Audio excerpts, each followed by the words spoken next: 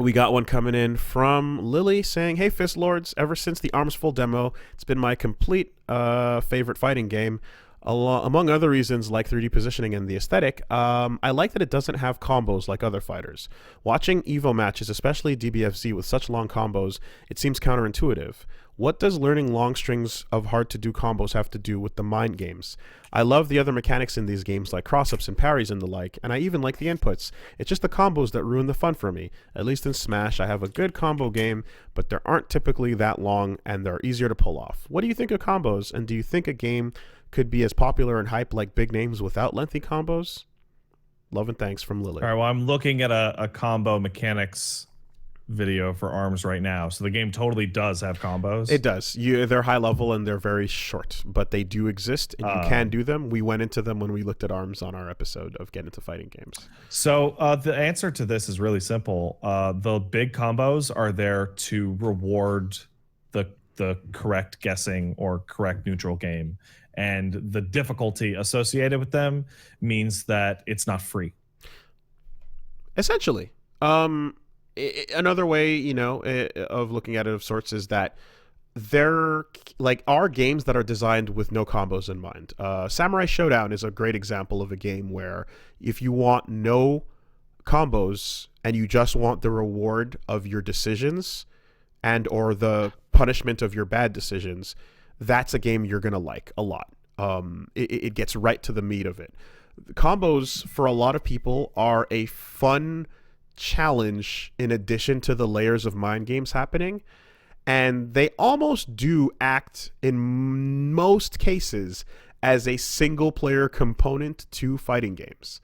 There's a lot of people like the creative expression it gives them. Exactly, right? So for the reasons that we find Devil May Cry really, really fun, because we're just beating up on enemies that have tricks to learn, but once you get past those tricks, you can do a lot of really fun things, and by juggling them around and stuff, that those games are fun because of that. Doing combos on a training dummy can be really fun for a lot of people. So there's a lot of Streets of Rage 4 videos coming out right now, which I played, by the way. That's good. I forgot. It's just good. But there's like Touch of Death combos in Streets of Rage 4 on certain bosses. Right. So it's hilarious. So the core of the idea here, Lily, is that combos getting done to you is not as fun because you're not able to play the game in those moments. And I can understand where that feeling comes from. But for a lot of people, the performing of the combo is a really fun thing to do. And especially if you've practiced it and you've created one that, like Pat said, it expresses what you like personally about your character. You find a unique flavoring that's your style. You put a lot of work into it, and you can, stylishly, basically, you can add a layer of style to your gameplay. That layer of style means a lot to people because remember, functions versus functions is not something that is actually going to be commercially viable in many cases. Like the style, the way a game looks, the aesthetic, the feeling, a lot of that matters. And so the combos are a same part of that, not essential, but still aesthetic based content to the game that people enjoy. Yeah, and it can be flashy as shit, or it can be brain dead. And the two that I can think of is there are combos in some of the hyper games or anime games in which you are pulling a character from the top of the screen to the bottom and then all the way to the left. You are beating them all the way around, and that's really cool. And then there are others where, like, Magneto got you in a corner in Marvel 2 and is just doing his launcher 80 times in a row. Launch. And I mean, that's associated with going, hey, to your assists, exactly, right?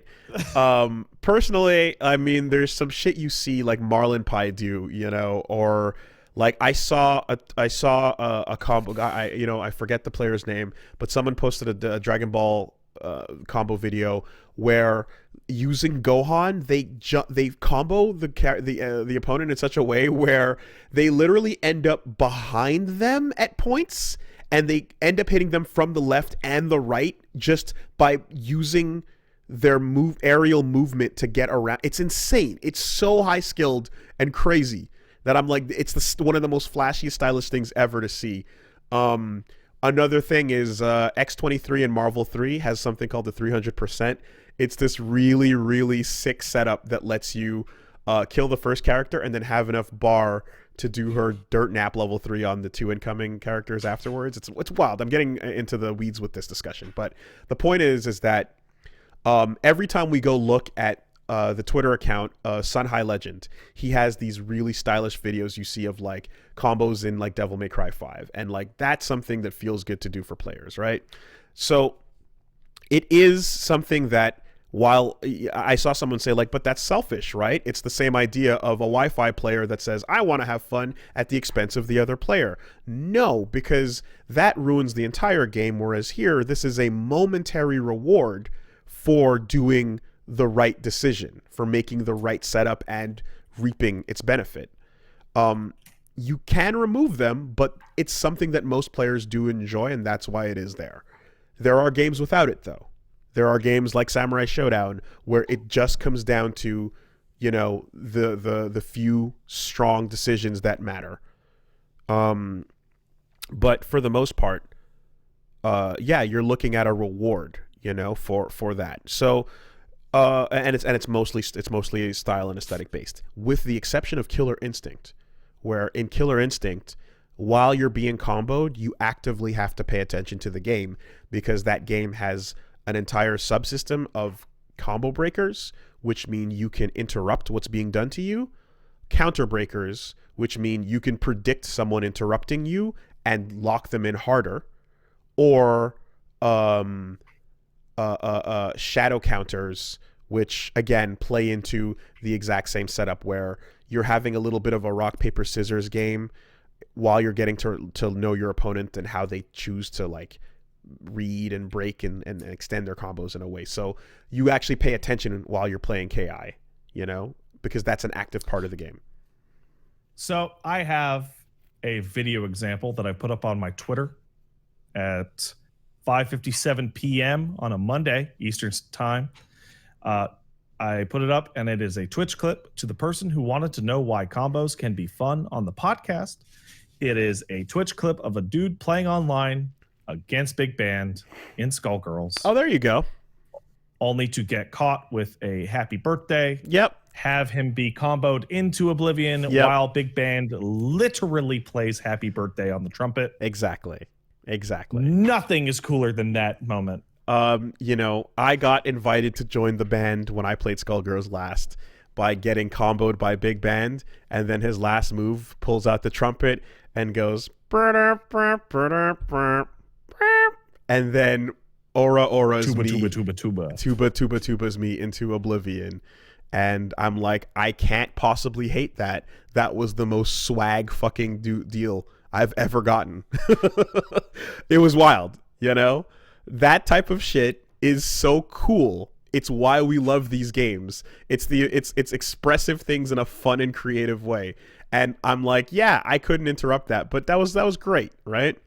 When you're playing, so I talked about combo breakers in KI, which they're pretty simple. You just hit 2 lights, 2 mediums, or 2 heavies if you think that's the strength of the button you're being hit with.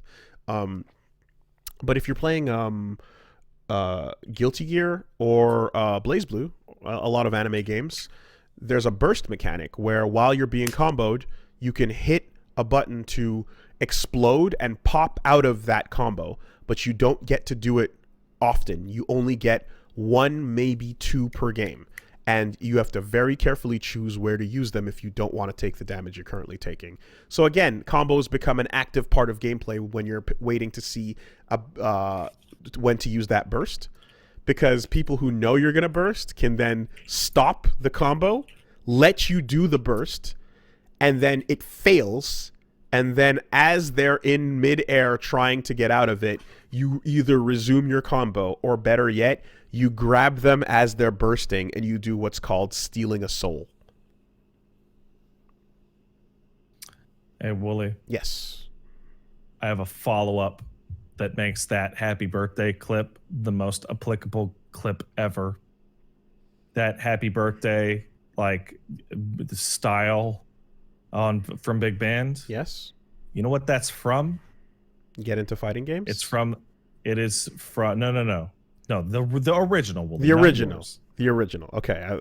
It is from something called the Canopian Brawl, which is an online Skullgirls tournament. How about that? That was an online match with netcode solid enough to play Happy Birthday on. Beautiful. Beautiful. So yeah, I hope that answers your question in a long-winded way, but I hope you kind of get the point there.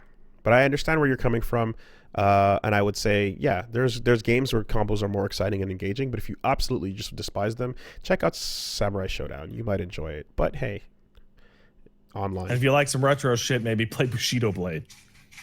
Yeah. There are no combos in that fucking game. Combos are not allowed.